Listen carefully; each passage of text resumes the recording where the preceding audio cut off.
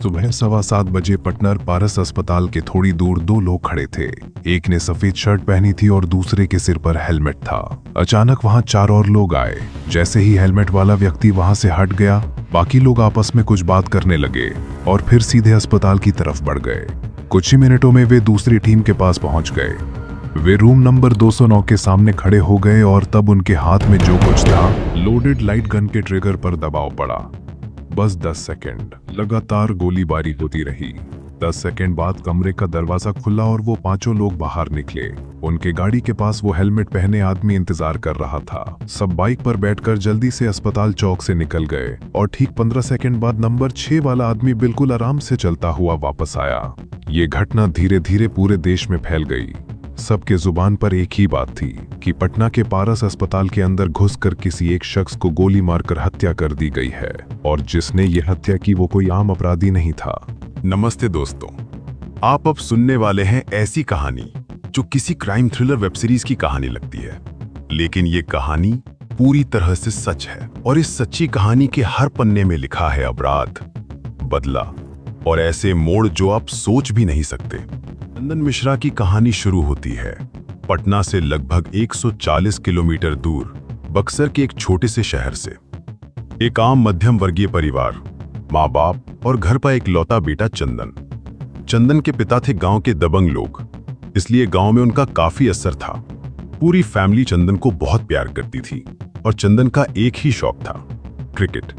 लेकिन एक दिन लोकल मैच में ऐसा कुछ हुआ जिसने चंदन की जिंदगी का स्कोरबोर्ड हमेशा के लिए बदल दिया। एक दिन मैदान पर एक छोटी सी बात पर चंदन की सोनू नाम के एक लड़के से झगड़ा हो गया। गुस्से में सोनू सबके सामने चंदन को मार बैठा। शरीर पर चोट से ज्यादा दर्द अपमान का होता है। चंदन बदला लेने की सोचकर सोनू के घर शिकायत करने गया, लेकिन वहां तो न्याय की बात छोड़ो, उसे केवल अपमान ही मिला। चंदन ने मन बना लिया था कि अब और नहीं। बात क्रिकेट की नहीं है, बात इज्जत की है। वो घर वापस आता है और अगले ही सुबह पिता की लाइसेंसधारी बंदूक हाथ में लेता है, सीधे सोनू के घर के सामने जाता है और जोर देकर उसे बाहर आने को कहता है। सोनू, जो कल तक उस पर दबदबा दिखा रहा था, भरोसे के साथ बाहर निकल आता है। लेकिन उस दिन किस्मत उसके साथ नहीं थी। चंदन बिना एक शब्द बोले, बिना कोई वक्त गवाए, सीधे सोनू की तरफ गोली चला देता है। एक पल में पूरा इलाका सन्नाटा छा जाता है और चंदन की जिंदगी भी हमेशा के लिए बदल जाती है। यही चंदन की जिंदगी का पहला बड़ा मोड़ था, जहां से एक आम लड़का एक कातिल बन गया। जब तक ये खबर चंदन के घर पहुंची, तब तक पुलिस उसे गिरफ्तार कर चुकी थी। परिवार थाने भागा और पुलिस को चंदन का जन्म प्रमाण पत्र दिखाकर कहा कि उनका बेटा अभी नाबालिग है। जांच में भी ये बात साबित हो गई, इसलिए चंदन को जेल नहीं, किशोर सुधार गृह भेजा गया। लेकिन जहां उसे सही राह पर लाने की बात थी, वही जगह उसकी पूरी तबाही का कारण बन गई। 3 साल तक उसने ऐसे लड़कों के साथ वक्त बिताया जो छोटी मोटी चोरी से लेकर खून खराबे तक सब कुछ कर चुके थे। 3 साल बाद जब चंदन बच्चा सुधार गृह से बाहर निकला, तब तक वह एक खूंखार आदमी बन चुका था। ऐसा खूंखार जो अब सुधार के लिए नहीं, बल्कि और भी खतरनाक बनने की तैयारी में था। अब वह क्रिकेट खेलने वाला सीधा साधा लड़का नहीं रहा, बल्कि एक चालाक अपराधी बन रहा था, जिसके लिए गैंगस्टर होना जैसे जिंदगी का नशा था। बच्चा सुधार गृह से बाहर आने के बाद चंदन की मुलाकात सैरू उर्फ ओंकार नाथ सिंह से हुई। एक म्यूचुअल दोस्त के जरिए उनकी दोस्ती हुई। सैरू ने भी बच्चा सुधार गृह में वक्त बिताया था और उसे भी क्रिकेट का शौक, लेकिन अब उनका खेल मैदान नहीं, अपराध का मैदान था। चंदन और सैरू, 2 नाबालिग अपराधी, एक नया खेल शुरू करते हैं, रंगदारी। रंगदारी मतलब छोटे छोटे दुकानों, ठेकेदारों, निर्माण साइट पर मारपीट करके पैसे वसूलना। जैसे ही पैसे आने लगे, वे बड़े दुकानों और व्यापारियों से भी रंगदारी वसूलने लगे। अराव बक्सार के 2 युवकों का नाम सुनते ही सब डरा करते थे। उनकी बढ़ती हुई हरकतों को देखकर नए जवान भी गैंग में शामिल होने लगे। इसी तरह शुरू हुई चंदन सैरू गैंग। फिर आता है 2011 का साल। 2011 में उन्होंने लगातार 6 हत्याएं की। हर हत्या पुलिस के लिए डर और गैंग के नाम को और भी खतरनाक बना देती। चारों तरफ फैल गया। इन घटनाओं के बाद मीडिया, जनता और राजनीति सभी इन घटनाओं पर ध्यान देने लगे। जुलाई 2011 तक 5 हत्याएं पहले ही हो चुकी थीं। उनका अगला निशाना व्यापारी राजेंद्र केशरी थे।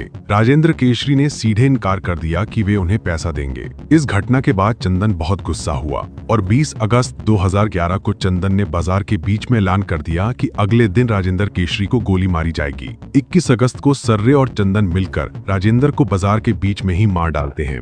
इस हत्या ने बिहार की प्रशासनिक व्यवस्था को हिलाकर रख दिया। मामला सनसनीखेज हो गया। चंदन और शेरू के नाम सिर्फ बिहार की गैंग तक सीमित नहीं रहे, ये एक राजनीतिक मुद्दा भी बन गया, क्योंकि राजेंद्र केशरी एक सफल व्यवसायी होने के साथ साथ राजनीति में भी जुड़े हुए थे। पुलिस ने चंदन और शेरू के खिलाफ 25 मामलों में से 12 से ज्यादा हत्या के मामले दर्ज किए। इस घटना के बाद चंदन और शेरू बक्सर छोड़कर सीमा पार कर नेपाल चले गए। बिहार पुलिस नेपाल पहुंची, लेकिन दोनों देशों की जटिलताओं की वजह से सीधे उन्हें गिरफ्तार नहीं कर पाई। इस मौके का फायदा उठाते हुए चंदन और शेरू नेपाल छोड़कर कलकत्ता आ गए। कुछ महीने बाद बिहार और पश्चिम बंगाल पुलिस की संयुक्त कार्रवाई में चंदन और शेरू को गिरफ्तार कर लिया गया। फिर उन्हें बक्सर जेल वापस भेजा गया और अलग अलग जेलों में रखा गया। बक्सर जेल में चंदन और शेरू की इतनी दहशत और आतंक फैल गया था कि पुलिस को मजबूर होकर उन्हें अलग अलग जेलों में भेजना पड़ा। पहले भागलपुर जेल, फिर वहां से बेतिया जेल और आखिरी में पूर्णिया जेल। एक जेल से दूसरी जेल जाते जाते ऐसा लगने लगा था कि पूरा सिस्टम इन दोनों की दबंगई और उत्पात से तंग आ चुका है। निचली अदालत ने चंदन मिश्रा को आजीवन कारावास दिया और शेरू को फांसी की सजा सुनाई। एक ही अपराध के लिए 2 अलग अलग सजा। ये फैसला शेरू के बिल को गहरे छेद की तरह लगा। उसके मन में शक पैदा हो गया। ये जरूर चंदन की सेटिंग का नतीजा है, इसलिए उसे कम सजा मिली। आरोप, नाराजगी और शक से भरे दिल के साथ दोनों ने निचली अदालत के फैसले को उच्च अदालत में चुनौती दी। शेरू के मन में उस वक्त सिर्फ अदालत के फैसले का गुस्सा ही नहीं था, बल्कि एक के बाद एक पुराने गिले शिकवे भी उभर आए थे। उसे लगने लगा कि चंदन सिर्फ लड़ाई झगड़े और लूट की रकम में सही हिस्सा नहीं देता, बल्कि हमेशा उसे कम पैसे दिए हैं। इतने दिन इतने सारे बातें अंदर ही अंदर दबाए रखी थी, लेकिन धीरे धीरे वो गुस्सा आग की तरह फैलने लगा था। चुपचाप रहने वाला वो शेरू अब जैसे बदले की आग में जल रहा था। उसकी आग सिर्फ चंदन मिश्रा की तरफ ही बढ़ रही थी। इसके अलावा शेरू चंदन के परिवार की एक लड़की के करीब आने लगा था। शेरू के इस करीब आने से चंदन के अंदर एक अजीब सी बेचैनी होने लगी। वे दोस्त थे, लेकिन जातीय भिन्नता चंदन की नजर में हमेशा एक कड़वाहट पैदा करती थी। और तीसरी सबसे बड़ी वजह थी पुलिस की कार्रवाई। जेल के बाहर जब पुलिस गैंग के सदस्यों को एक एक करके पकड़ रही थी, शुरू में जब पकड़ना शुरू किया तो पता चला कि ज्यादातर वक्त शेरू की गैंग के लड़के इनकाउंटर में मारे जा रहे हैं या अचानक गायब हो जा रहे हैं। इससे शेरू के मन में शक और गहरा हो गया। शायद चंदनी अंदर से ही सारा खेल रच रही है। शेरू का शक और पक्का हो गया जब उसने देखा कि भागलपुर जेल से चंदन सोशल मीडिया पर पोस्ट कर रहा है। जेल के अंदर से फोन चलाना कोई आम बात नहीं है। ऐसा तभी संभव है जब सिस्टम के अंदर तक सेटिंग हो। शेरू समझ गया कि चंदन का हाथ पुलिस और जेल प्रशासन तक पहुंच चुका है। एक ही गैंग के 2 साथी, एक ही केस के 2 आरोपी, लेकिन जेल के अंदर एक के लिए वीआईपी ट्रीटमेंट और दूसरे के लिए अपमान और यातना। इसी भेदभाव ने शेरू के मन में बदले की आग जला दी। पिछले 12 सालों से चंदन और शेरू कई बार पैरोल के लिए आवेदन करते रहे, कभी रिश्तेदार की मौत तो कभी पारिवारिक समस्याओं का हवाला देकर, लेकिन हर बार उनका आवेदन खारिज हो जाता। जून 2025 में चंदन मिश्रा ने फिर से पैरोल के लिए आवेदन किया, लेकिन इस बार ऑपरेशन के लिए मेडिकल ग्राउंड पर। इस बार उसका आवेदन मंजूर हो गया और वो 3 जुलाई 2025 को 15 दिनों के लिए जेल से बाहर आया और ये खबर शेरू के कानों तक पहुंची। शेरू ने चंदन की हत्या की साजिश रची। 15 दिन के अंदर चंदन को खत्म करना था। शेरू ऐसे ही किसी को तलाश रहा था जिसे जेल के अंदर से इस्तेमाल किया जा सके, और इसी तरह तौसीफ बादशाह का आगमन हुआ, जो फुलवारी शरीफ में पैदा हुआ था और अपराध की दुनिया में जाना जाता था। छोटे मोटे चोरी छपरा से लेकर झारखंड की कॉन्ट्रैक्ट किलिंग तक उसका नाम मशहूर था। तौसीफ खुद को गैंगस्टर के तौर पर पेश करता था। सोशल मीडिया पर भी वो खुद को गैंगस्टर दिखाता था। शेरू के लिए उसके जैसा कटर ब्रेकर कोई नहीं था। तौसीफ के दिमाग में उस वक्त बस एक ही बात थी, चंदन मिश्रा जैसा बड़ा आदमी खत्म करना। गैंगस्टर को खत्म कर दिया तो अपराध की दुनिया में उसका नाम रातों रात आसमान छू जाएगा। इसलिए उसने एकदम देर किए बिना सुपारी स्वीकार कर ली। लेकिन यह काम बिल्कुल आसान नहीं था। चंदन जेल से निकलने के बाद अस्पताल जाने की बजाय सीधे अपने इलाके में बॉक्सर के पास वापस चला गया। वही जगह जहां उसका गॉडफादर इमेज इतना मजबूत था कि लोग सिर्फ उसका नाम सुनते ही डर के मारे थम जाते थे। इंतजार लंबा होने लगा। 10 से 12 दिन निकल गए, फिर भी चंदन अपने घर में छुपा रहा। तौसीफ के लिए ये देरी धीरे धीरे खतरे में बदलने लगी थी, क्योंकि अगर 15 दिन में कुछ नहीं हुआ तो पेरोल खत्म होते ही चंदन फिर जेल लौट जाएगा और तब उसके पास पहुंचना और भी मुश्किल हो जाएगा। ठीक उसी वक्त एक खबर ने पूरी कहानी का रुख बदल दिया। चंदन जेल लौटने से पहले पटना के पारस अस्पताल में अपने पाइल्स का ऑपरेशन कराएगा। उसी ऑपरेशन की वजह से उसे पेरोल मिला था। 13 जुलाई को चंदन अस्पताल में दाखिल हुआ और 15 जुलाई को उसका ऑपरेशन भी हो गया। यही 2 मौका था जिसका तौसीफ इतने दिन से इंतजार कर रहा था। 17 जुलाई 2025 को, जिस दिन चंदन अस्पताल से डिस्चार्ज होगा, ठीक उसी दिन सुबह 7:15 बजे तौसीफ बादशाह और उसके 5 साथी हथियार लेकर अस्पताल में दाखिल होंगे। कुछ सेकंड में चंदन की हत्या कर दी गई। इसके बाद वे मोटरसाइकिल पर चढ़कर पिस्तौल निकालकर भाग गए। अस्पताल के सीसीटीवी फुटेज, बाहर की कैमरा रिकॉर्डिंग और गवाहों की बयान से उनकी पहचान पक्की हुई। बाद में कोलकाता के न्यू टाउन इलाके से उन्हें पकड़ लिया गया।